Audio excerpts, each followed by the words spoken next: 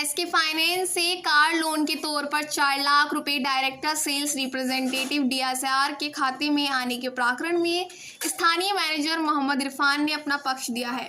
मुरादाबाद जनपद के बिलारी थाना अंतर्गत शाहबाद रोड स्थित मोहल्ला शांतिपुरम के निवासी राहुल वर्मा ने एसके फाइनेंस कंपनी के स्थानीय कार्यालय से अपनी बलेनो कार यूपी 21 CD 5436 के लिए 4 लाख रुपए के फाइनेंस लोन के लिए 10 अगस्त 2025 को आवेदन किया था।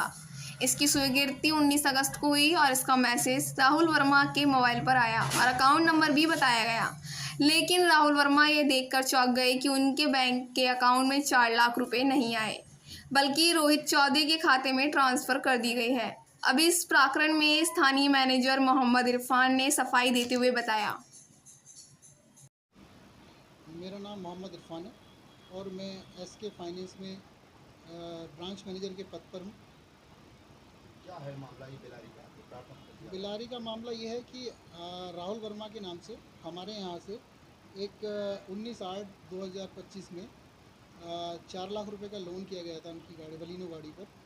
जो फाइल हमारे पास आई थी चैनल पार्टनर के माध्यम से, जो मार्केट में मीडिएटर होते हैं उनके माध्यम से हमारे पास एक फ़ाइल आई थी। उस फाइल पे हमने लोन किया। कंपनी का प्रोसेस ये रहता है कि जो भी चैनल पार्टनर हैं उनको कंपनी ने आरसी लिमिट दी हुई है और अधिकतर फाइनेंस कंपनी के अंदर ये प्रोसीजर है कि अगर एचपी चढ़कर नहीं आता है आरसी पे तो वो पेमेंट हम डीएसए के अकाउंट में ट्रांसफ़र कर देते हैं। डीएसए एचपी चढ़वा करके आरसी पे और उसको पेमेंट कस्टमर को ट्रांसफ़र कर देता है। ये प्रोसीजर रहता है डीएसए के थ्रू फाइल आने वाली। अगर डायरेक्ट कोई फाइल आती है तो उसमें हम एचपी चढ़वा के ही फाइल डिस्बर्स करेंगे, जिसका पेमेंट डायरेक्ट कस्टमर को जाता है।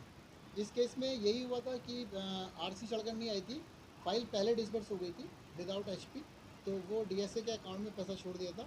लेकिन डीएसए ने वो पैसा अपना दाएँ बाएँ कर दिया, जिसकी वजह से वो पेमेंट टाइम से नहीं दे पाया उनको। ये चीज़ मेरे संज्ञान में 4 तारीख को आई। 4 तारीख को जैसे ही मेरे पास आया, मैंने कस्टमर को पूरा आश्वासन दिया कि मैं इसका निस्तारण करूंगा, जो भी परेशानी चल रही है मैं इसको देखता हूं और इसको सॉल्व करूंगा। इसमें दिक्कत आई, डीएसए से मेरी बात नहीं हो पाई, मिल नहीं रहे थे, बाहर था बंदा या जो भी था।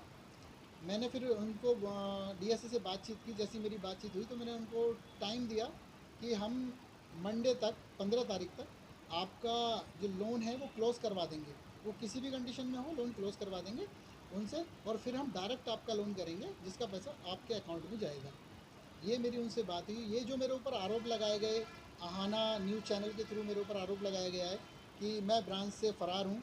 आप लास्ट टाइम भी मेरे पास आए, अभी 2 दिन पहले सैटरडे को, तब भी मैंने आपको यही बताया था कि आपको मैंने पूरा कंपनी का प्रोसीजर बताया, लेकिन जो न्यूज़ चलाई गई वो विपरीत चली मेरे खिलाफ। आहाना न्यूज़ पे उन्होंने चोरी से मेरा फ़ोटो लिया, फ़ोटो लेकर के उन्होंने वो चीज़ चलाई कि ब्रांच मैनेजर और रोहित चौधरी की मिलीभगत से 4 लाख रुपए का गबन किया गया और ब्रांच मैनेजर फ़रार। मैं ब्रांच के अंदर ही अवेलेबल हूँ और डेली आता हूँ और मैं ब्रांच से कहीं नहीं गया हूँ। ये मेरे ऊपर झूठा आरोप लगाया है। उन्होंने कस्टमर हैं, उन्होंने जो ये चीज़ बताई कि जालसाजी की गई है, यहाँ जालसाजी नहीं, यहाँ ब्रांच है, 30 साल से कंपनी वर्क कर रही है, तो ऐसा नहीं है कि यहाँ पे कोई जालसाजी हो रही है। पूरा सेटअप ऑफिस है कंपनी का, तो जालसाजी कुछ नहीं है। डीएसए के माध्यम से फाइल आई थी, तो थोड़ा सा डीएसए की तरफ से पेमेंट में डिले हुआ। पेमेंट डिले होने की वजह से ये चीज़ें सब उठी। उन्होंने कंप्लेंट दी, अपनी कंप्लेंट में उन्होंने ये सब लिख दिया। उनका आज निस्तारण कर दिया गया है, वो लोन उनका क्लोज़ करा दिया गया, पेमेंट जमा हो गई है, आज वो लोन क्लोज़ करा दिया गया है उनकी तरफ से। कब तक मुझे पेमेंट मिल जाएगी? अब उनको पेमेंट नहीं, अभी तो अगर आगे वो प्रोसेस लोन लेना चाहेंगे हमसे तो फाइल दोबारा से उनकी तैयार होकर डिस्बर्स होगी उनके नाम से। नहीं लेना चाहेंगे तो वो लोन क्लोज़ कर दिया गया, उनको उनकी एनओसी दे दी जाएगी 1 हफ्ते के अंदर।